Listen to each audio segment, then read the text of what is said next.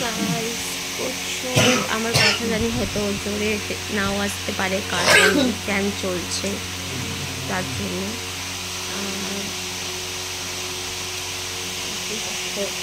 আছে হদল হদল।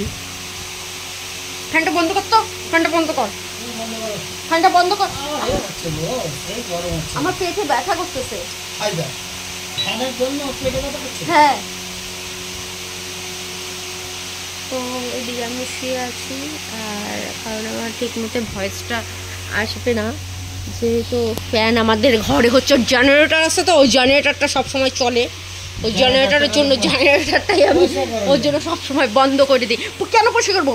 এই জেনারেটরের কানে আমার গুনগুন গুনগুন শব্দ সবসময় একবারে ঘুরতেই থাকে।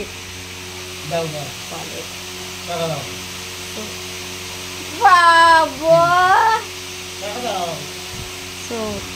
আমি, আমার কাছে টাকা নেই, আমি কামাই করি।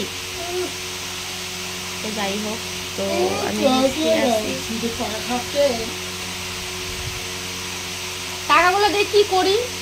একটা টাকা আমার হাতে আমি পাই, তুই বল? একটা টাকাও তো আমি ধরতে পারি না। তো এই ছিল আমার একটা ভিডিও।